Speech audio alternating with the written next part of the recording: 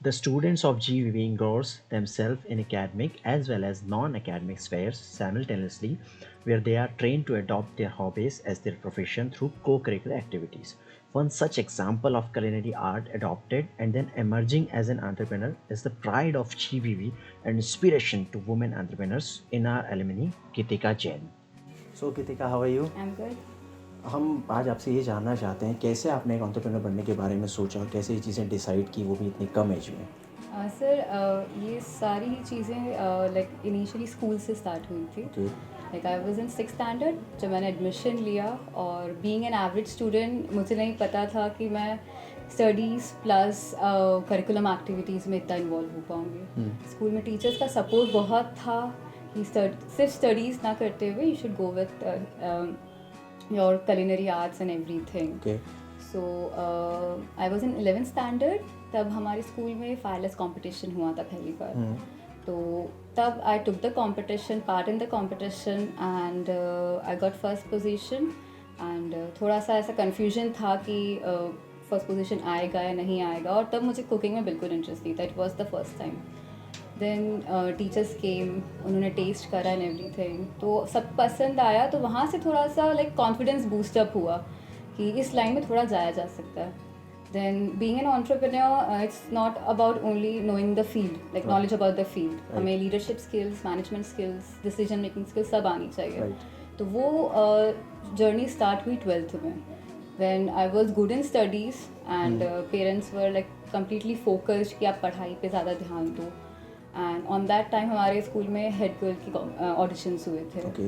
So I was selected. I became the first head girl of our school, Garima Vidya Vihar. And from then it started कि मुझे leadership skills समझ में आने लगी. Under that position हमने बहुत सारे फंक्शंस ऑर्गेनाइज करे. तो वो कुकिंग भी साथ में था, प्लस आपका ये leadership skills and everything was there. And back in like when I was doing BCom, तब सारी MBA के लिए प्रिपेयर कर रही थी मैं. तो क्योंकि एज आई टोल्ड यू कि I was a studious one, तो पेरेंट्स ऑलवेज वांटेड कि फोकस पढ़ाई में रहे प्लस अदर एक्टिविटीज़ में भी रहे. लाइक मेरी मदर ने बचपन से ही मुझे आई डोंट रिमेंबर कोई ऐसी एक्टिविटी है जिन्होंने नहीं करवाई है. Like from dancing, cooking, calligraphy, spoken English, PD classes, everything. तो वो बचपन से ही था. And then I was preparing for CAT, एंड उस वक्त बहुत कन्फ्यूजन था मेरे दिमाग में कि whether to switch to the another field or not. Then I asked my father कि मुझे BHM करना है. Like I was doing BCom already and मुझे एक डिग्री और बैचलर्स की ही चाहिए थी. Then he was like he didn't talk to me for 3 days just because he was very confused. He was like कि करना है कि नहीं करना है, MBA अभी ज़रूरी है and everything. Then he just came to me and said कि whatever you want to do कर लो, अच्छे से करो जो भी करना है. But then I just shifted to doing MBA. I don't know what happened. I just started my MBA on that time. It's great. It's nice. मतलब एक अच्छी जर्नी आप पूरी आपने इन डिटेल बताई है, और इन्हीं चीज़ों में मतलब ऐसा हमने भी सुना, ऐसा कहते भी कि कुकिंग इज़ एन आर्ट जो एक दिन में नहीं सीखा जाता. सो वो एक जो डेवलपमेंट है, लाइक आपने स्कूल में चीज़ें फाइंड आउट कर ली, टीचर्स को कुछ अच्छा लगा, कॉन्फिडेंस आपका बिल्टअप हुआ, बट वो एक प्रोग्रेस जो थी केवल उसी चीज़ को लेकर थी, वो कैसे फिर हुई डेवलप? सर एक तो हम बहुत सी चीज़ें घर से भी सीखते हैं. तो my mother is a good cook. She cook so well, and plus baking wasn't there in my life on that time. I was completely engrossed in cooking.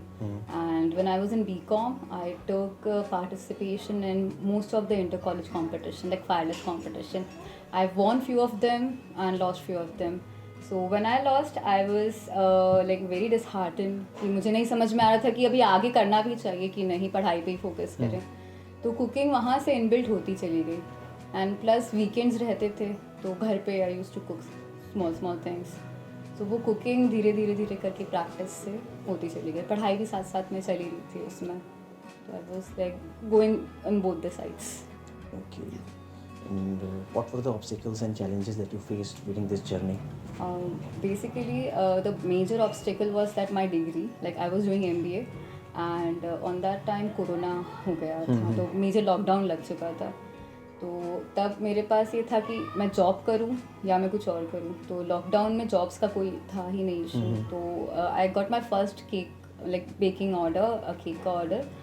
तो तब आई रियलाइज क्योंकि I can pursue my baking career and frankly speaking मुझे baking नहीं आती थी. मम्मी को आती थी and she used to teach me. So slowly I just like learned baking, did my like constructed my home-based bakery like when I was doing MBA. And फिर साल भर हमने बहुत प्रैक्टिस करी है. ऑब्स्टेकल्स बहुत आए, मेजरली मेरे ब्रेकडाउन्स बहुत होते थे बिकॉज मेरा फील्ड नहीं था ये, और मैंने लाइक पढ़ते पढ़ते ही शुरू किया था सब कुछ.